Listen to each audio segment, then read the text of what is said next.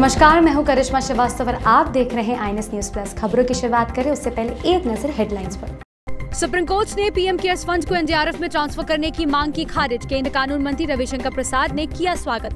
कहा PM cares fund से corona की लड़ाई में 3100 करोड़ रुपए की मदद। केंद्रीय गृह मंत्री अमित शाह एम्स में भर्ती, सांस लेने में तकलीफ के साथ हल्का बुखार और थकान की शिकायत। डॉक्टर गुलेरिया की निगरानी में हो रहा इलाज। अब एमपी में सिर्फ एमपी के लोगों को ही नौकरी। शिवराज सिंह चौहान ने कहा जल्द लाएंगे कानूनी बदलाव। सुप्रीम कोर्ट ने आज पीएम केयर्स फंड को एनडीआरएफ में ट्रांसफर करने की मांग को खारिज कर दिया है। इस फैसले का केंद्रीय मंत्री रविशंकर प्रसाद ने स्वागत भी किया है और उन्होंने कहा कि पीएम केयर्स फंड से अब तक कोरोना की लड़ाई में 3100 करोड़ की मदद की जा चुकी है। देखिए रिपोर्ट। रविशंकर प्रसाद ने बताया 2000 करोड़ रुपए का वेंटिलेटर खरीदा गया है। केंद्रीय मंत्री रविशंकर प्रसाद ने कहा कि 50,000 वेंटिलेटर खरीदे गए हैं, जो आजादी के बाद सबसे बड़ी खरीद है। प्रवासी मजदूरों की मदद के लिए 1000 करोड़ रुपए का आवंटन किया गया। 100 करोड़ रुपए वैक्सीन रिसर्च के लिए दिए गए। एक बहुत महत्वपूर्ण बात जानना चाहिए कि पीएम केयर फंड से अब तक 3100 करोड़ रुपए दिए गए हैं कोरोना की लड़ाई में, जिसमें 2000 करोड़ सिर्फ वेंटिलेटर के लिए दिए गए। और आज देश को बताते हुए आप सबों के माध्यम से प्रसन्नता होती है कि 50,000 वेंटिलेटर पीएम केयर फंड के द्वारा दिए गए पैसे से उपलब्ध कराए गए हैं, जो आजादी के बाद के आज तक के इतिहास के हाईएस्ट हैं। The 50,000 ventilators provided to take care of emergency needs of corona patients is the highest since independence as far as ventilator provisions are concerned.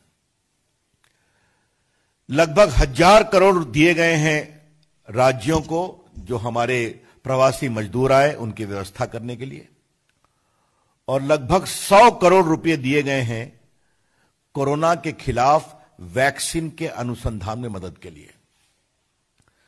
तो 3100 करोड़ की बड़ी राशि कोरोना की लड़ाई के लिए दी गई है। पीएम केयर फंड्स को लेकर आज सुप्रीम कोर्ट के आए फैसले को लेकर बीजेपी आक्रामक हो गई है। पार्टी के राष्ट्रीय अध्यक्ष जेपी नड्डा ने लगातार 3 ट्वीट करके राहुल गांधी और इसको लेकर सरकार को कटघरे में खड़ा करने वालों पर निशाना साधा है। Bureau report, INS TV. केंद्रीय गृह मंत्री अमित शाह को एक बार फिर अस्पताल में भर्ती कराया गया है। अमित शाह को सांस की तकलीफ के साथ साथ हल्के बुखार और थकान की शिकायत थी, जिसके बाद अब वो एम्स में भर्ती हैं। देखिए रिपोर्ट। केंद्रीय मंत्री अमित शाह को नई दिल्ली स्थित एम्स में भर्ती कराया गया है। डॉक्टरों की एक टीम उनकी निगरानी कर रही है। हाल ही में अमित शाह कोरोना से ठीक होकर मेदांता से डिस्चार्ज हुए थे। देर रात उन्हें सांस लेने में कुछ दिक्कत हुई, जिसके बाद उन्हें एम्स में भर्ती कराया गया है, जहां डॉक्टर रणदीप गुलेरिया की अगुवाई में डॉक्टर्स की टीम उनके हालात पर नजर बनाए हुए है। उन्हें हल्का बुखार था, इसके बाद ही उन्हें एम्स में एडमिट कराया गया है। अमित शाह मेदांता अस्पताल में कोरोना पॉजिटिव होने के बाद 2 अगस्त को भर्ती हुए थे। शाह के कोरोना पॉजिटिव होने के बाद आम लोगों से लेकर बड़ी हस्तियों ने उनके जल्द ठीक होने की कामना की थी। 12 दिन बाद यानी 14 अगस्त को अमित शाह की कोरोना रिपोर्ट नेगेटिव आई थी। कोरोना रिपोर्ट नेगेटिव आने के बाद अमित शाह ने कहा था, आज मेरी कोरोना टेस्ट रिपोर्ट नेगेटिव आई है, मैं ईश्वर का धन्यवाद करता हूँ। Bureau report, INS TV. Actor Sushant Singh Rajput के पिता केके सिंह से आज ईडी ने पूछताछ की है। दरअसल केके सिंह ने रिया चक्रवर्ती पर आरोप लगाया था कि उनके बेटे सुशांत सिंह राजपूत के अकाउंट से रिया चक्रवर्ती ने 15 करोड़ रुपए की हेरफेर की है, जिसके बाद ईडी ने इन बातों का सबूत मांगा है। देखिए रिपोर्ट। सुशांत सिंह राजपूत केस में रिया चक्रवर्ती और श्रुति मोदी से कई राउंड की पूछताछ के बाद ईडी ने सुशांत के पिता केके सिंह का बयान दर्ज किया है। ईडी अब रिया के सीए और सुशांत के सीए से भी पूछताछ कर सुशांत के पिता के आरोपों की जांच करेगा। भले ही अभी तक ये फैसला नहीं हो पाया है कि सुशांत सिंह राजपूत के केस की जांच सीबीआई करेगी या मुंबई पुलिस, लेकिन प्रवर्तन निदेशालय ने इस मामले की जांच तेजी से आगे बढ़ा दी है। दरअसल अपनी एफआईआर में सुशांत के पिता केके सिंह ने रिया चक्रवर्ती और उनके परिवार पर सुशांत के 15 करोड़ रुपयों की हेरा फेरी का आरोप लगाया था। इसके बाद ईडी इस मामले में मनी लॉन्ड्रिंग के एंगल से जांच कर रहा है। बताया जा रहा है कि केके सिंह ने ईडी को बताया कि किस तरह 2019 में रिया सुशांत की जिंदगी में आई और उसके बाद नवंबर 2019 से सुशांत बीमार रहने लगे और उन्होंने परिवार से संपर्क करना बंद कर दिया। उन्होंने ये भी बताया कि रिया ही सुशांत के सारे फाइनेंशियल फैसले ले रही थी। Bureau report INS TV. तो अब इसी मामले में सुशांत सिंह राजपूत के वकील विकास सिंह ने आज प्रेस कॉन्फ्रेंस की। जानिए उन्होंने प्रेस कॉन्फ्रेंस में क्या कहा। कोई दो राय नहीं कि मुंबई पुलिस बहुत ही एफिशिएंट फोर्स है और बहुत ही केपेबल फोर्स है, लेकिन इस केस में जिस तरह से उन्होंने रवैया उनका सारा हुआ है, एक इंक्वेस्ट प्रोसीडिंग में इंक्वेस्ट में सिर्फ इम्पोर्टेंट होता है कि वो साइटस जहां पर बॉडी पाई गई वहां का सराउंडिंग सर्कमस्टांस और किस तरह से बॉडी हैंग हुई, वो हैंग हुई कि नहीं हुई, सिर्फ इसके अलावा कुछ नहीं देखना होता है। आप देखिए इंक्वेस्ट प्रोसीडिंग के दौरान लोगों का आना जाना, घर में कोई सामान लेके बाहर जा रहा है, कोई पुलिस ने कोई सीरियसनेस नहीं बरता कि भाई एकदम पूरे एरिया को सील करें, जो वहां घर में थे उनको क्वेश्चन करें, उनको ग्रिल करें, समझने की कोशिश करें कि अगर टंगा तो किस तरह से टंगा, उस जिस पंखे पे वजन उसका ले भी सकता था कि नहीं ले सकता था, क्योंकि किसी ने सुशांत को हैंग करते नहीं देखा है। और सुशांत के गले पे जो निशान है वो अब जिस तरह से बातें आ रही, जिस तरह से पिठानी पकड़ लिया है इस मामले में, जो पिठानी परिवार के साथ था FIR लॉन्च होने तक और परिवार को मदद कर रहा था और बाद में पलट गया, उसने रिया को एक ईमेल भेजा उसको सपोर्ट करने के लिए, तो कहीं ना कहीं बहुत ही बड़ा सवालिया निशान उठ रहा है कि ये सुसाइड। तो चलिए अब बढ़ते हैं अपनी अगली खबर की ओर, जो कि मध्य प्रदेश से है। दरअसल MP में अब सिर्फ MP वालों को ही नौकरी मिलेगी। मुख्यमंत्री शिवराज सिंह चौहान ने कहा है कि इस बदलाव को लेते हुए जो भी आवश्यक कानूनी बदलाव करने पड़ेंगे वो जल्द से जल्द देंगे। देखिए ये रिपोर्ट। मध्य प्रदेश के मुख्यमंत्री शिवराज सिंह चौहान ने कहा कि प्रदेश में सरकारी नौकरियों में स्थानीय युवाओं को ही प्राथमिकता दी जाएगी, यानी कि MP की नौकरियों में MP के युवाओं की ही भर्ती होगी। उन्होंने ये भी कहा कि उनकी सरकार प्रदेश के नागरिकों के लिए सिंगल सिटीजन डेटाबेस तैयार कर रही है, ताकि प्रदेश के लोगों को हर योजना के लिए अलग अलग पंजीयन नहीं कराना पड़े। शिवराज सिंह चौहान ने कहा, नौकरियों का अभाव है, ऐसे समय में राज्य के युवाओं की चिंता करना हमारा कर्तव्य है। साथ ही राज्य में सरकारी भर्तियों के लिए अभियान भी चलाया जाएगा। आज मध्य प्रदेश सरकार ने एक महत्वपूर्ण फैसला किया है। मध्य प्रदेश की शासकीय नौकरियां अब केवल मध्य प्रदेश के बच्चों को दी जाएगी। इसके लिए हम आवश्यक कानूनी प्रावधान कर रहे हैं। मध्य प्रदेश के संसाधन मध्य प्रदेश के बच्चों के लिए। देश और दुनिया में कोरोना का कहर लगातार जारी है। पिछले 24 घंटे में भारत में 55,000 से ज्यादा नए मामले सामने हैं और उधर अगर हम राज्यों की बात करें तो महाराष्ट्र में भी पिछले 24 घंटे में 8,000 से ज्यादा मामले सामने आए हैं। लेकिन अगर हम दिल्ली की बात करें तो दिल्ली में हालात कुछ बेहतर है। देखिए ये रिपोर्ट।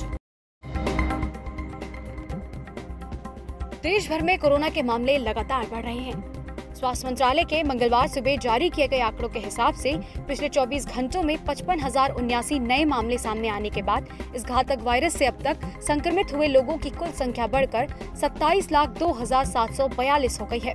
पिछले 24 घंटों में देश भर में 876 कोरोना मरीजों की मौत हुई है, जिससे मृतकों का कुल आंकड़ा बढ़कर 51,797 हो गया है। हालांकि देश में 19,77,779 लोग अभी तक कोरोना संक्रमण से ठीक हो चुके हैं, जबकि 6,73,167 मरीजों का इलाज चल रहा है। वहीं राज्यों में कोरोना केस लगातार बढ़ रहे हैं। महाराष्ट्र में एक दिन में कोरोना के 8,493 मामले सामने आए हैं।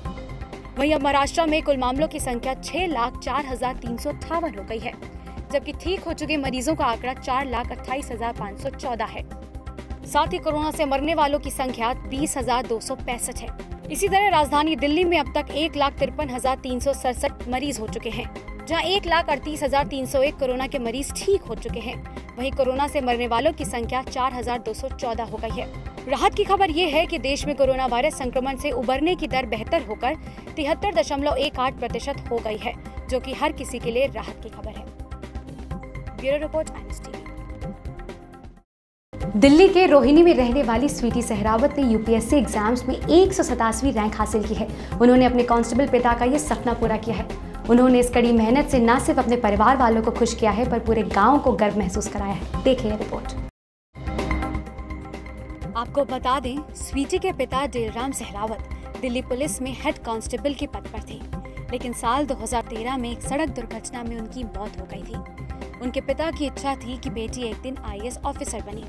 स्वीटी ने बताया, ये सफर मेरे लिए आसान नहीं था क्योंकि विषय नए थे। स्कूल और कॉलेज में मेरे पास अलग विषय थे। स्वीटी ने ये भी बताया कि 2018 में अपनी पहली कोशिश के बाद मैंने कोचिंग छोड़ दी और अपने दम पर ही ह्यूमैनिटीज, ज्योग्राफी और वर्ल्ड हिस्ट्री की पढ़ाई शुरू कर दी। 8 से 10 घंटे करीबन डेली लग जाता है और एग्ज़ाम जब करीब आता है तो वो 12 से 13 घंटे हो जाता है। लेकिन मेरा फोकस हमेशा डेली टारगेट्स पे रहा, ना कि आगे की सोचने पर, रिज़ल्ट की नहीं सोचते हुए मैंने जो डेली टारगेट बनाए खाली उसको अचीव रखने पर अपना फोकस किया। अभी तो बहुत कुछ सीखना है और लेकिन हाँ, हमेशा यही माइंड में रहेगा कि जो भी ड्यूटी मुझे दी जाएगी मैं वो पूरी ऑनेस्टी के साथ, पूरे डिटर्मिनेशन के साथ करूं और पार्ट टाइम में मैं जितना हो सके बच्चों को गाइड करूं, काउंसिल करूं उनके बेहतर फ्यूचर के लिए। जब यूपीएससी का रिजल्ट आया तो स्वीटी की खुशी का ठिकाना ही नहीं था। उन्होंने यूपीएससी की परीक्षा में 187वीं रैंक हासिल की। आखिरकार वो वक्त आ ही गया था जब उन्होंने अपने पिता का सपना पूरा किया। स्वीटी के रिजल्ट से घर वालों की खुशी और स्वीटी के रिजल्ट से घर वाले काफी खुश हैं। स्वीटी के भाई ने बताया किस तरह से स्वीटी ने अपनी मेहनत से अपना और परिवार का सपना पूरा किया है। खुशी बहुत है सबको, पूरे परिवार को गर्व है और ख़ास तौर पे हमारे पूरे गांव से, हमारे पूरे जो एरिया है वहाँ से पहली आईपीएस ऑफिसर मेरी बहन बनी है, तो बहुत गर्व की बात है। मैं भी पैरामिलिट्री में हूँ, सब ऑफिसर, मेरे फादर भी हेड कांस्टेबल थे दिल्ली पुलिस में, तो उच्चतम रैंक जो है यूनिफॉर्म जॉब में जो उसने प्राप्त किया है, तो बहुत गर्व की बात है और बहुत खुश है इससे। बहरहाल स्वीटी ने साबित कर दिया कि बिना कोचिंग अपनी मेहनत के बल पर भी सफलता हासिल की जा सकती। Bureau report, INS TV।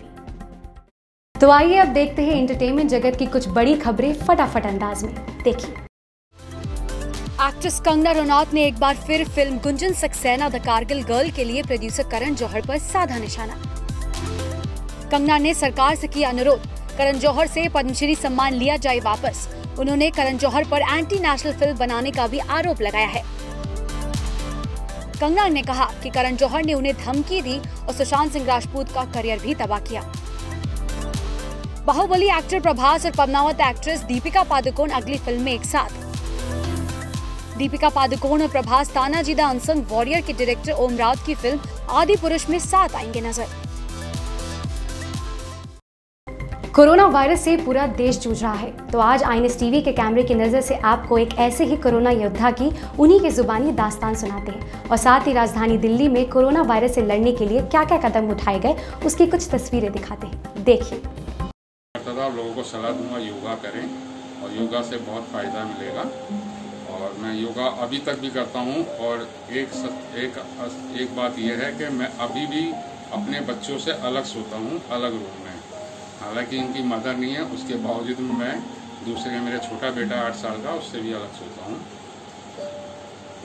और परिवार का मेरा रिएक्शन कुछ खास नहीं था।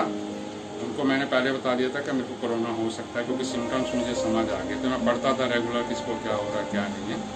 तो बच्चों को मैंने बताया, फादर्स को बताया, फादर ने बोला, फादर का थोड़ा रिएक्शन ऐसा था कि कहाँ चले गए तो तुम, कहाँ से तुमको ये आ गया, जो भी था। बट अब मैं माहौल से निकल आया हूँ। मुझे लगभग 4 महीने हो जाएंगे अभी 20-25 को, और मैं बिल्कुल फिट हूँ, ठीक हूँ और रूटीन कभी जाता हूँ काम पे। और मतलब मैं मीडिया पर्सन हूँ तो हम लोग कहीं ना कहीं जाने के लिए पड़ता है, तो भीड़ से थोड़ा बच के रहता हूँ। कभी भीड़ होती है तो अपने आप को थोड़ा उससे अलग कर लेता हूँ। लोगों को गाइड भी करता हूँ कि अभी भी मतलब इस चीज़ से खतरा बना हुआ है कि आपको सोशल डिस्टेंसिंग, हाथ धोने बार बार, जो भी सरकार की गाइडलाइंस है और वो अपनाना है।